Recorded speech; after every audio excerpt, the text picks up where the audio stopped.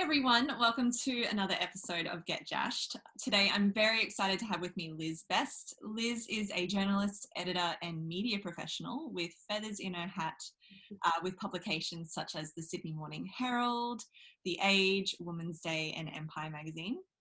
Currently Liz is beauty editor for Embrace Brisbane and communications officer for Griffith Business School.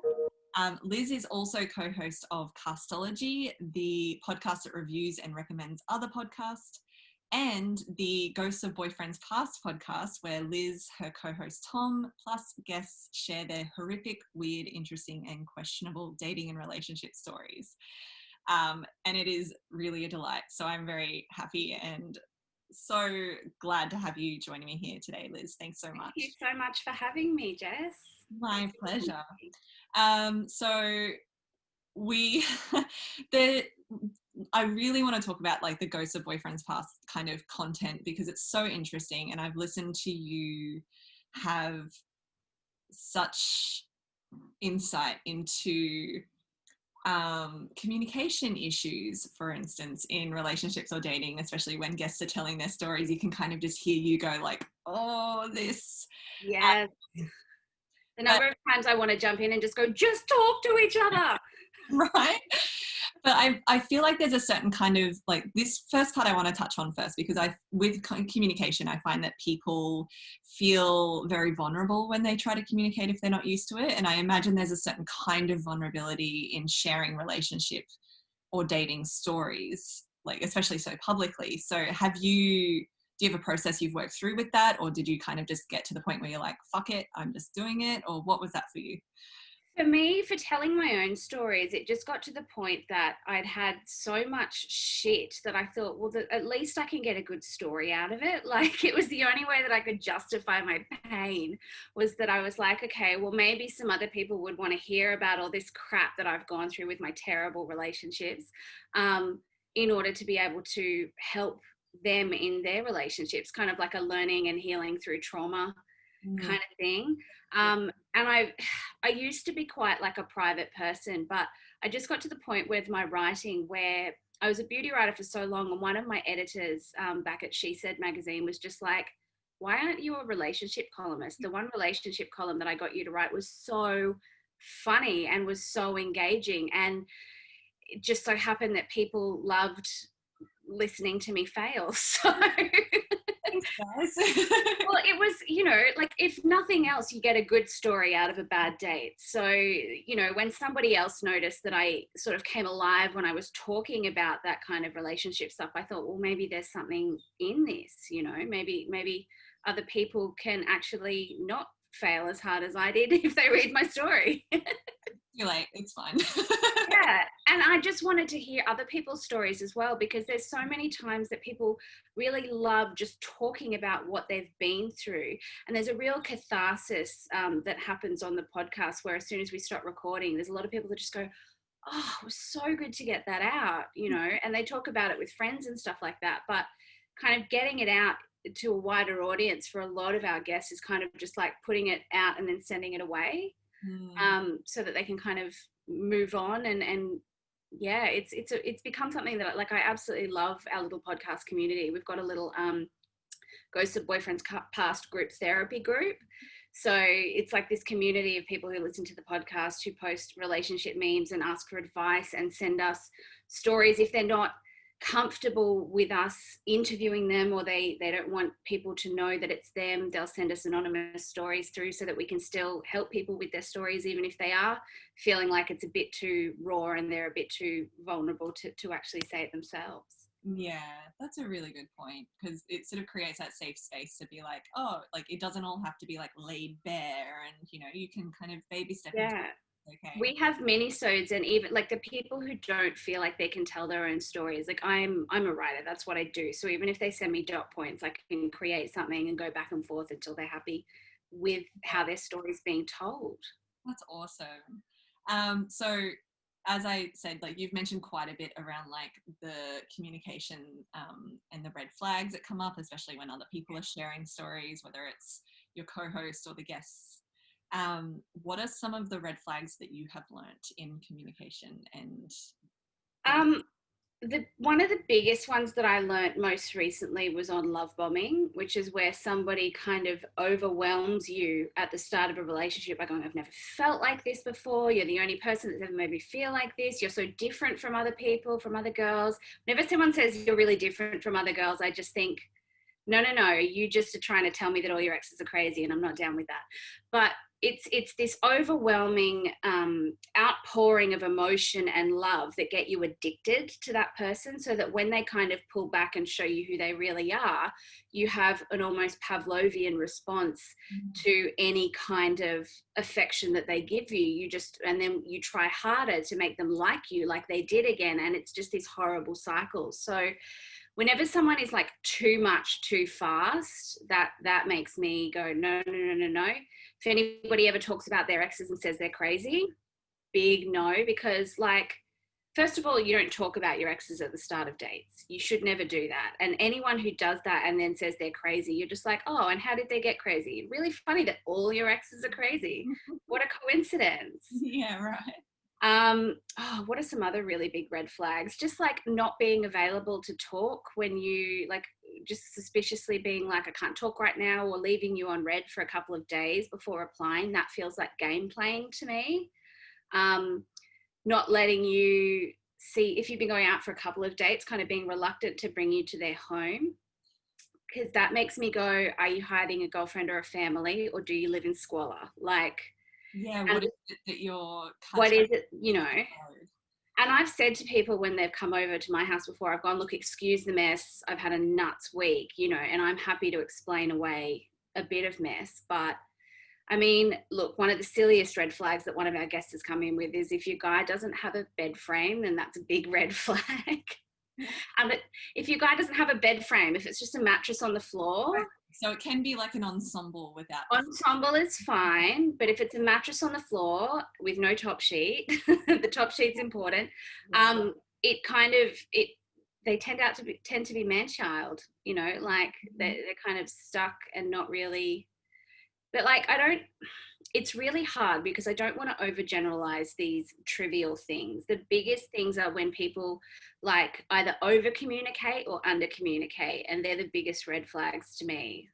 Yeah. Have you ever had like an instance where you thought it was a red flag based on one of those things, but you kind of, whether you stuck it out or you discovered later that it wasn't, it was something else? I contacted a guy who ghosted me like about 8 months later. So I went on this really lovely date with this English gentleman who was in town working on the Gold Coast Commonwealth Games. And we had a really lovely date, and I was probably dating a little bit too soon out of the last relationship that I'd been in. I was still pretty burnt at that point. But we had such a great date. We had so many laughs. And at one point he went to touch my knee, and I was like, shit, did I just flinch? Like, I really hope that I didn't flinch then. But we had a great date. He walked me all the way over to the other side of the shopping centre because we were eating at a restaurant, out to my car. And then I drove him back to his. And then, you know, we had a hug, and he's like, I'd really like to see you again. And I said, well, I'd really love that too. And then he just fell off the face of the earth. Oh. And I thought about it for a really long time, and I thought, well, no, he's ghosting me, so obviously he's not interested. If he's not contacting me, he's just not that into me. And I left it. Did you reach out to him in that time? Pardon? Did you reach out to him in that time? I didn't, and I should have. And that's one thing that I've learned from this particular experience is that I don't need to sit here and be the wait till he calls kind of person.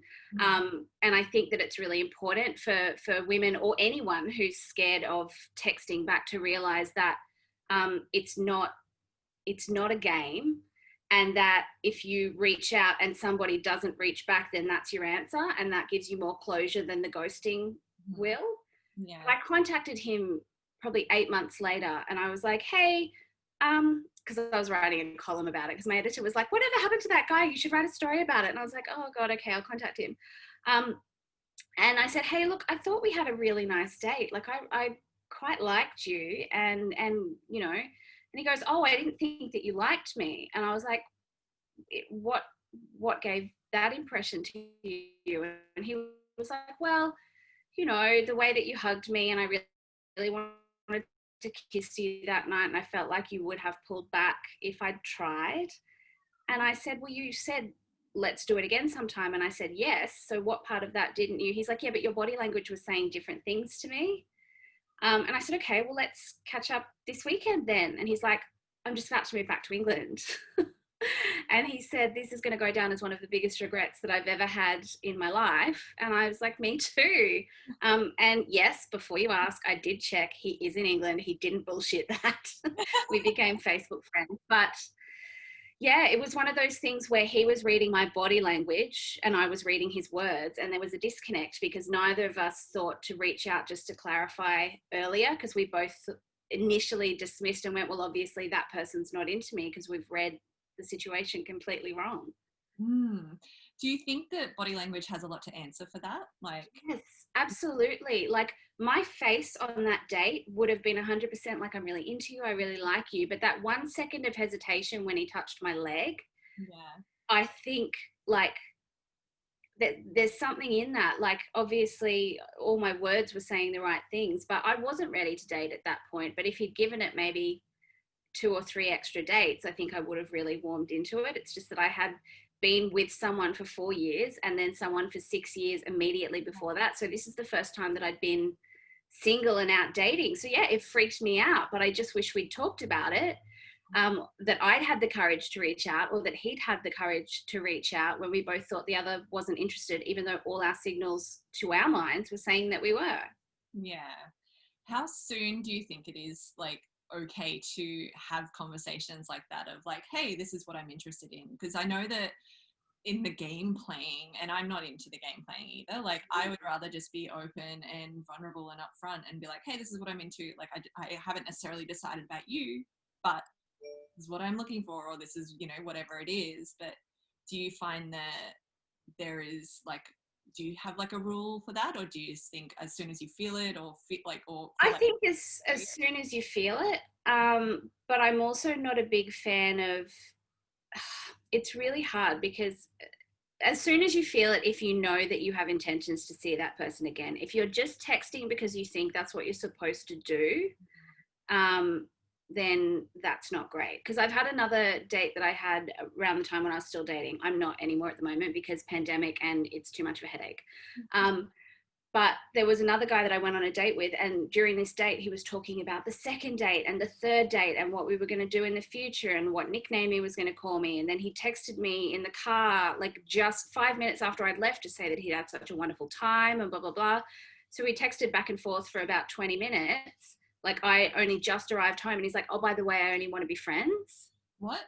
Yeah. And I was like, okay, well, you had your arm around me and you were talking about not hanging out, but going on dates 2 and 3. So that's, you know, and I feel like, and I said, well, why did you text me like 5 seconds after we just went on this date? And he said, well, that's what you're supposed to do.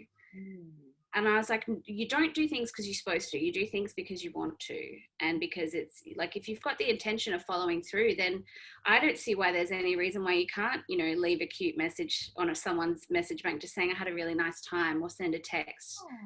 And the thing is, if that's who you are, then doing that immediately exposes that person to the real you. And if they don't dig it, you've immediately crossed somebody who's not right for you off your list. And this is what I keep telling everybody when they second guess the way that they want to communicate with somebody after a date. You've just got to tell them you need to be as much yourself as possible. Don't try and do what you think they'll like, because otherwise then months down the track, you'll find out that you don't mesh. There is literally no way that you can lose when you're in a situation where you communicate exactly the way that you are as a person, because someone will either really like it and you know that they really like you, or they won't be into it and they'll be like, that was too soon. And then you go, cool, you're not my person then. Yeah, I find that I like to communicate, especially in that context, in the way that I want to be communicated with. And it doesn't mean that I get it right all the time. It does definitely not mean that. It just means that I'm trying. And this is what human behavior does, though. You mirror what you want to receive. So you kind of, you do the things that you do in the hope that somebody else will then mirror that back to you, and you'll find your own personal person that you want to get to know. But yeah, I just think whenever people do this fake thing of, oh, I can't do that because he won't think that I'll like him or whatever. I was watching, this is a trash admission, but I was watching Bachelor in Paradise recently. Oh, yeah. And one of the girls on Bachelor in Paradise is this really out there, you know, like a little bit geeky, a little bit dorky. And one guy rejected her and she was crying and she just said, I did everything I'm supposed to do. I was demure. I wasn't too out there. I lowered the volume down on everything that I am and it still wasn't enough. And I just wanted to grab her and go, because he's not for you. If he can't handle you at your most blah, then, you know, this girl is such a vibrant person, you know, and by changing her personality, she's almost ensuring that, you know, whatever relationship does develop is going to fail because she's changed who that and the person that's attracted to her will be attracted to this demure, muted version of her, which is really hard to keep up. Yeah. Not you. It's really hard to keep that shit up. It's exhausting. It's like, what, like, and then you get to a point where like, what am I even doing this for? Yeah, exactly. You need to have somebody that you can be completely yourself around, and don't be afraid to let them see too much of you, because like I said, you just cross somebody else off the list and move on to someone who will be more right for you. There's nothing that you can do that's you that will turn the right person who likes you off.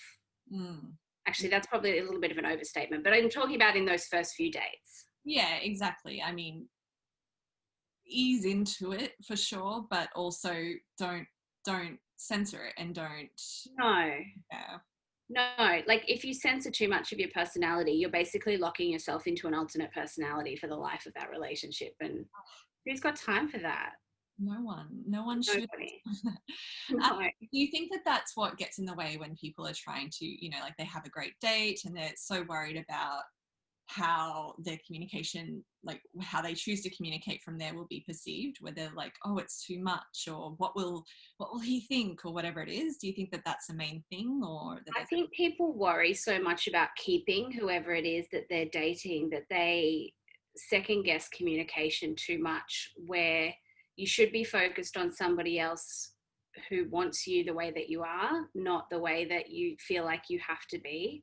And so if I say that if you want to text somebody, you know, an hour after you've been on a date, then you should do it, because, you know, any kind of change to your personality and any kind of being worried about that, you're just worried about keeping somebody that you don't really know yet. And if that person doesn't like you for who you are, then that's not going to go any further. Does that make sense? Yes, definitely. It's like if you send that message and say, hey, I had a great time, there's absolutely nothing wrong with saying that, because it's human to acknowledge, right? Like it should be a form, but then you get to tell how they then respond, based like whether they're for you even in that instance. Like if they respond, they won't, and you're just like, why not? I think people are so fixated on feeling, and this is something that I've only come to realize in the last couple of years, is that people are so fixated on having somebody or being together or holding on to anything that they will change what they want in order to hold on to the thing that may not be super good for them in the first place. So I think that if we approach dating from I need to find out what I want rather than I need to be what they want, you're a lot more likely to have a successful relationship bloom from that, I think. Yeah, I agree. It's like with anything, it's if you how you show up in the world is what you then create and experience as well. So why exactly. Exactly. What about withholding information? So like rather than the giving too much, quote unquote, giving too much communication, what about the perspective of those people who are like withhold information? Because I know that you've mentioned before that that's a key piece in why some relationships have not fared as well. I think that you've got to kind of, my personal preference is that vulnerability has to be earned, right? And I spoke to a friend of mine about this, who his wife passed away years ago, and he started dating, and he would tell people on the very first date that his wife died. And he would say to me, well, why wouldn't I do that, Liz? Because she's always going to be a part of my life. And I said, dude, that's really intimidating. That's like and he used to get angry at or like upset that people would be like, whoa, that's too much for me early on. And I said to him, I feel like these people need to earn your vulnerability. Like that is a really personal thing to share with somebody. And if you have an intention of seeing someone again, then you can decide to share that with them. But I said, sharing that on the first date is like opening the door naked and being upset that somebody else wants you to put on clothes. That's such a great analogy. Like, it's so, like, you can't just be like, here's everything, and have someone go, oh my God, this is just, it's too much. And then you go, well, if you can't handle me, like, you can't. Someone has to earn that vulnerability from you and prove that they're someone that both you want to get to know again and that they would want to share that for you. So I think it's really important. And there's no set timeline, but I think you have to have at least ascertained that that's a person that you want to continue to get to know before you reveal information that could be too big or too soon for them. Yeah, because it is still another human being. You're right. Like there is a level of intimidation that can come with vulnerability. So like try smaller things like of vulnerability, like saying how you enjoyed the night, you know, that kind of thing, rather than this It's almost like, hold this for me, hi. Like it's almost like you've got to get consent, like non-verbal consent before you dump big things on other people, because yes, that's part of your baggage, but you're already asking someone to carry your baggage straight up. You've got to kind of,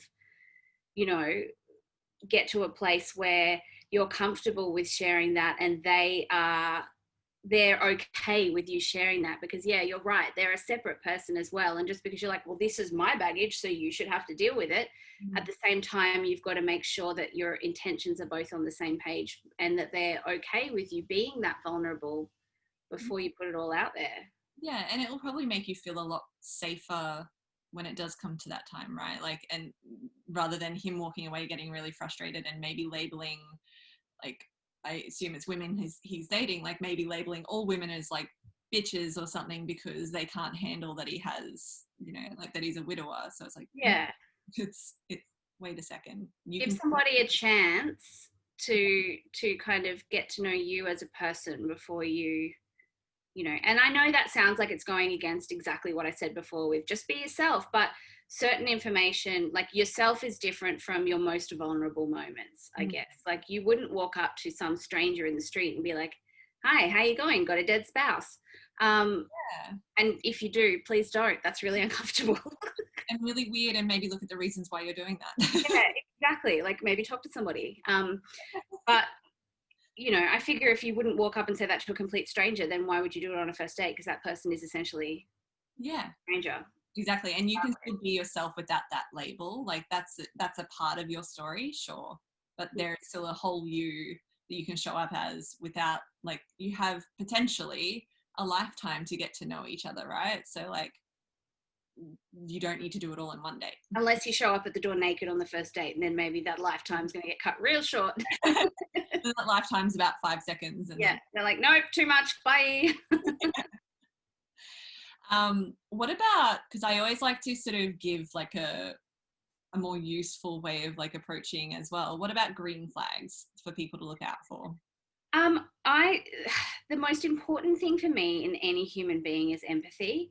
I pretty much think that you can overcome almost anything in a relationship if that person has the ability to see things from other people's point of view. And I'm not really sure how you test that on a first date, but just be on the lookout for signs that they do care about other people, and that they can do things that are selfless, or, you know, just open to having, you know, a different opinion to somebody, but open to hearing your opinion as well. Like people who go closed-minded and shut off, I don't have time for. But if you've got a different opinion and you're willing to listen to mine, then that's great. I think that people who talk well about their family tend to be good humans. I used to think that people who loved animals were good humans, but I have since found that that is not the case, because I had exes who would save a dog before they'd save a human, and that was a problem.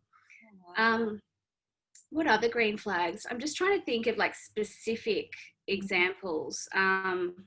What, when you were saying communication, like if you can talk to me on a first date, if you can talk on a first date and then ask questions, that's important, because I don't just want to hear a monologue. So if you're both sharing and asking me questions, that shows that you're actually interested in what I have to say, rather than going, here's all the things you need to deal with about me. Yeah. Yeah. It's taking an interest and a genuine interest as well of like, hey, like I'm here to get to know you. So let me not make assumptions about you. Let me actually ask the question. Ask the question, exactly. And I always found, we said this on one of the episodes that we recorded the other day, but whenever you're on a date and you lose time, that's generally a really good green flag indicator, because you just managed to spend what you thought was an hour, and then you go, oh God, we've been sitting here for 3.5 hours, we should probably go home. That's usually a good sign that things are going well, when you lose time when you're chatting to them. Yeah. Yeah. That's a really good point. And maybe advice for those who might sort of feel comfortable for the first couple of dates and then they're like, I don't know what to do from here, because there is kind of like a turning point that happens, right? And I don't know exactly when it is, but like the first couple of dates, if you can get through them, like they're still kind of, you know, easy breezy generally. And then there's like a turning point if you're still getting to know someone and still going on dates, that it's like, oh, what is this becoming? And people I have trouble with this myself. Like, I've gone on, my mother always tells me that I need to just give people a chance, and I do, but she doesn't think I give them enough of a chance. I went on 5 dates with somebody and I kissed them, and there was just no chemistry still, but he was still keen. And I was like, and I said, oh, Mum, I just don't think it's right. She's like, you're not giving him a chance. I said, oh, look, I just think the whole thing is a bit beige. She's like, Elizabeth, colourful can come from beige. You need to just spend time. It's important to point out that your mum is a psychologist, yes? She is a psychologist, yes. So she's a relationship counsellor, unbelievably, who's only ever dated one man, one woman, and never been dumped. She's been with her partner, my I guess stepmom, I just call her my parents, for 27 years now. So every time she tries to give me dating advice, I'm like, I don't care that you're trained in it. You've never been dumped. You don't know. But she was like, you know, friendship can lead to a relationship. And yeah, it can, but only if you're in situations where you can hang out as friends with that person. Whereas when you're going on dates, there's that intention and expectation that you've put behind it, that you can't just naturally let something grow from unless you're happy to be friends with them. And it's really hard to do that. So I guess when you get to that, it's been so long since I've gotten to that point. This is the problem for me, is that I go on a lot of, you know, first, second, third dates with people, but all the people that I've dated have been friends that have melded into something else. So look, I pretty much think any relationship issue can be solved by talking about it. If you're not feeling it, or if you are feeling it, why not just say, hey, so I really like you. What is this? Because then you're not wasting time. And you don't end up in a situation where you've gone on like 20 dates with somebody and they're not willing to commit or whatever. And then by then you're too hung up on them to... Or it's turned from dates into hanging out, right? And then you're already way too far in. Exactly. Yeah. Then you're just like friends who have sex and you haven't defined it and no one's defined it. And then no one's getting anything that they want, unless sex is what you want, in which case go for it. But like... I'm such a talker that I think if you can't be honest when I ask you what this is, even if you're not sure, just say. Don't be scared of saying, oh, I'm not actually sure yet, but I do like you, you know. I tend to think that the type of person who would get freaked out by me asking what is this isn't my person anyway, because I'm not into somebody, I'm not looking for somebody who freaks out at the thought of being a boyfriend, you know. Yeah, that's fair. Fair call. Yeah, well, it weeds out, as I said, it's a win-win situation. Asking for what you want, not demanding, but asking if someone is interested. And I never put it out in an ultimatum-y kind of way, like, if you don't, then I will. It's always like, hey, this is what I'm looking for. And if you're not cool with that, then that's fine. You know, it's here's what I'm looking for. And if you'd like to come and meet me here, I think it'd be really great. But if you don't want to, then you do you. But by asking for what you want and being comfortable to explain what you're looking for, you're automatically going to filter out what you're not looking for. Because the person who reacts weirdly to that, not your person. Yeah, exactly. You mentioned something that made me really want to ask, and I'm very curious about your perspective on exes and communication and whether that's normal, because there's so many different schools of thought, right? Like some people think people are complete psychopaths for staying friends with their exes. I'm on that train. I'm 110% on that train. Okay. I think like I am not in contact with I'm not in contact with any of my exes. There's probably about 2 of them that if I saw in public, I'd be like, hey, nice to see you. But and that's different from being friends, right? I'm not saying burn all your exes' houses and never speak to them again. I'm just saying that I think, and I've said this to somebody else recently, because I seem to have become like the person that men come to ask about relationship problems and breakups and whatnot. And I'm just like, okay, cool. Don't date me. Just ask me for all the advice. Yeah, thanks. But I've said to them, you cannot be friends with an ex unless if they turned around and said to you, let's start dating again, you'd say no. Because then it's not friendship. Then it's you sticking around in the hope that they're going to change their mind, even if you don't think that they're going to change their mind and you've rationalized it as, I want this person in my life and we have to stay friends. If they turned around to you tomorrow and said, I'm in love with you, let's get back together, and you would say yes, you are not ready to be their friend, and it's disingenuous. Wow, that's a really good point. I feel like I've heard that recently, probably maybe from one of your podcasts. Possibly. I say it a lot, and it's so important because I think you can have good relationships with exes, and I don't think that you're completely psychopaths if you can do that, because some people genuinely do have good breakups. I don't know who they are, and I'm probably not friends with any of them, but or they started out as friends or something like that, right? If you're familiar, like home position is friends, and then you started dating, you can go back to what was familiar. But I've just never found somebody who I'd be willing to, hey, let's just hang out one-on-one. Like, that's a nightmare to me. But other people may like it. But yeah, you cannot, if you're trying to get over somebody and you're like, we're just friends, we want each other in their life. If they asked you out and you'd say yes, you're not friends. You're misrepresenting yourself, and it's not right for them or you. And you're just putting off the inevitable pain that's going to come when they finally start dating someone else and you're like, oh, they really don't like me. They're not going to change their mind. Yeah, exactly. That's how I feel about it. It's just like there has to be at least a even if you were friends before and you that's your home ground, like there still has to be a period of time that there is a break from interaction with each other. Yeah, I think so. Like you're unenmeshing from each other, you're untangling your lives, so you're still your own people again and getting over the relationship itself. Yeah, and there's no set time period. Like people say it should be half the length of the relationship or whatever. It's just whenever you can both hang out and honestly say that you don't want to date or sleep with each other ever again. Yeah. Because otherwise that blurring of the lines is just opening up wounds and heartache and potential for much pain down the road, where you sleep together one night and you're like, oh, we're just friends. And one person's like, oh, I thought this meant that you changed your mind. And you have to break up all over again. Yeah, exactly. No one wants that. And no wonder communication then becomes challenging or heartbreaking or hard at that point, is because you're not honoring yourself and you haven't communicated the truth in the beginning, whether to the other person. Yeah, you got to be honest as much with yourself as with them.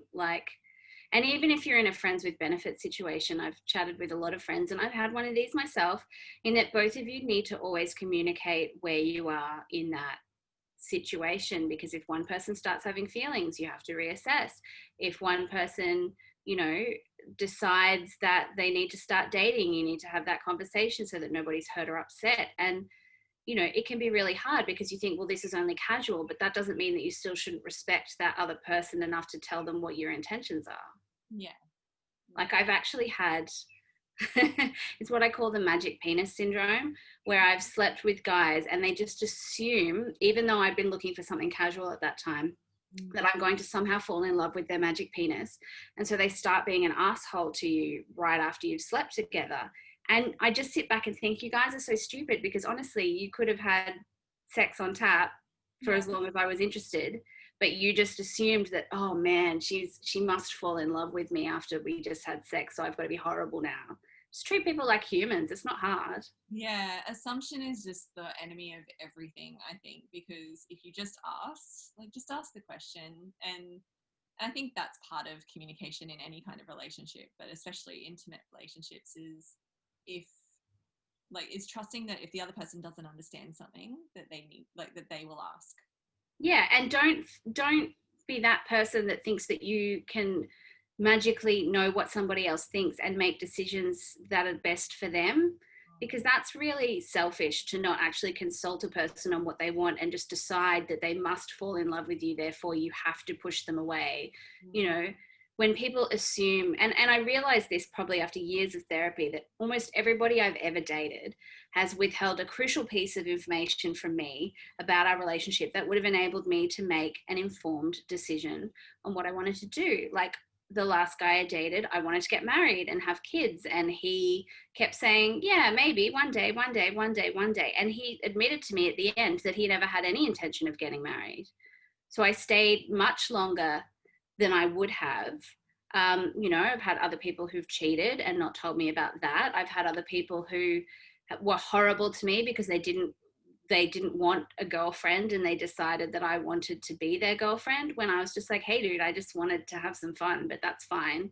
Yeah. You know, it's when somebody, and this can be any gender, I'm not saying men do this or women do this, but don't assume that you know what's best for somebody else if you haven't asked them what they want.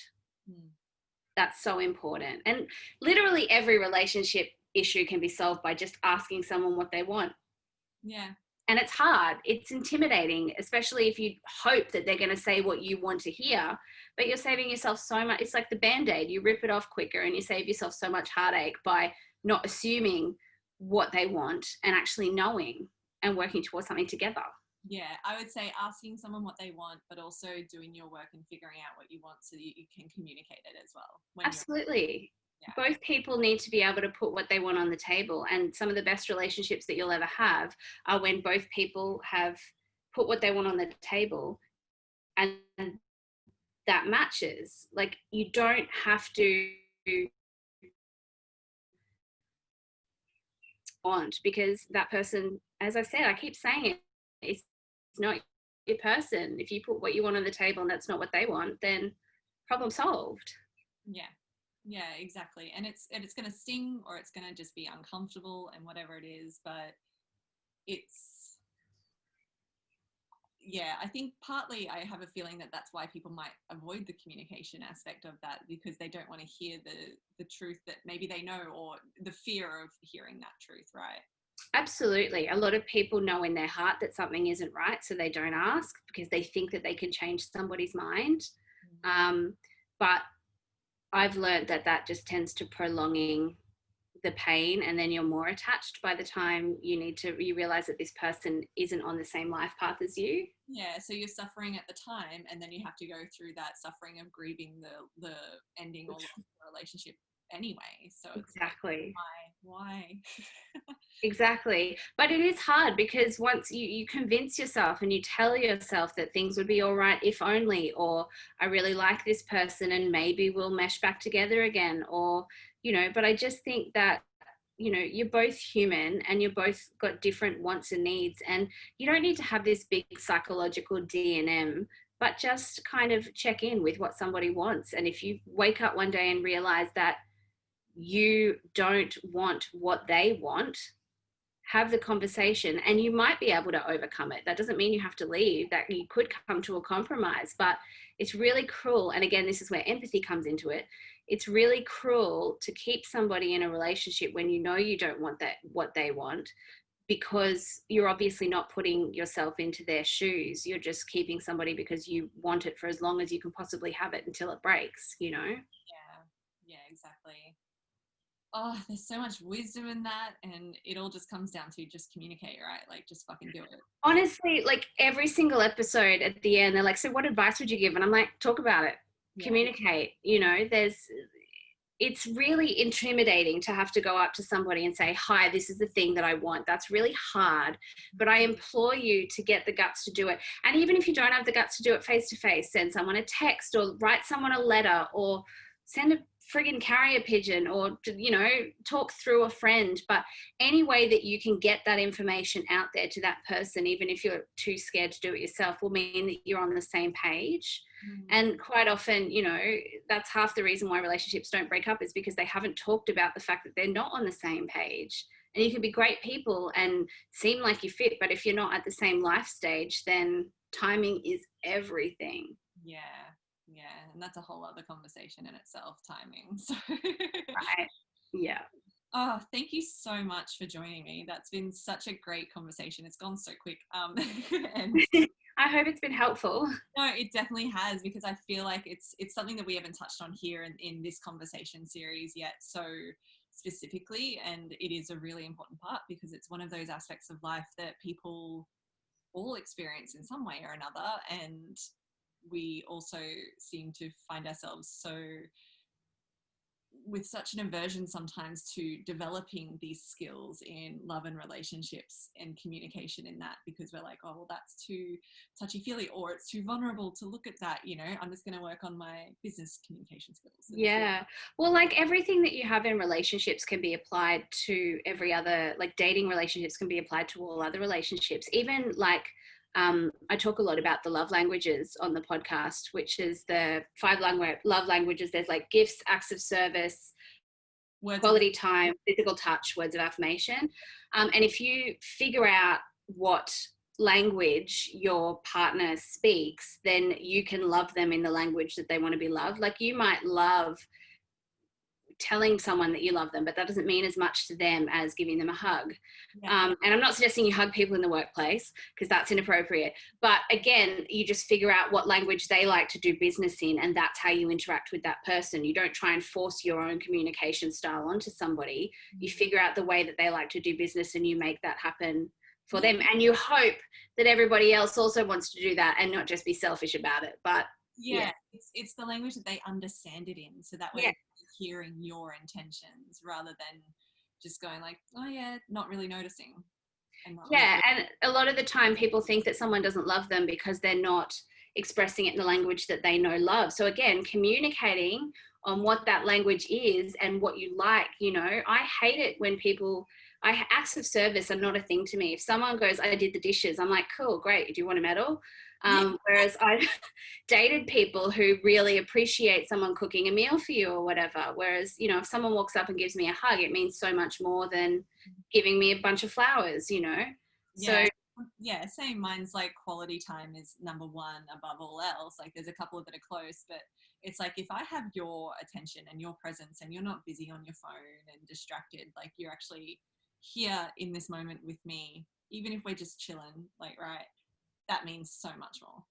Yeah, it's all back to empathy. If you actually care about how somebody else feels, then you should care enough to learn their communication style and language. Yeah. Whoa, that's a really good one. That's a punchy one to end it on. Thank you so much for your time. I really appreciate it, Liz.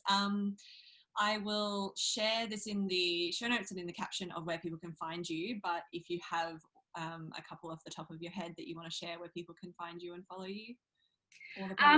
We've got the Ghosted Boyfriends Past group therapy group. If you ever want to talk about any relationship issues, there's a whole community full of people just waiting to give you their opinions if you want to ask for help, or if you consider yourself having really good advice you want to help with. That's just Ghosted Boyfriends Past group therapy.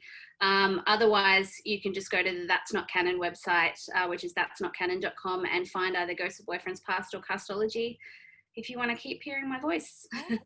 Perfect. Thank you so much again for your time. I feel like this has been super helpful and super interesting to listen to and to dive into, and kind of give people that permission slip to say like, yeah, normalize this. It's okay. Normalize just talking about how you feel. It's so important. Like you don't need to be lovey-dovey, but you know, just it's okay to want things. Yeah. Oh, I love that. Thank you. You're so welcome.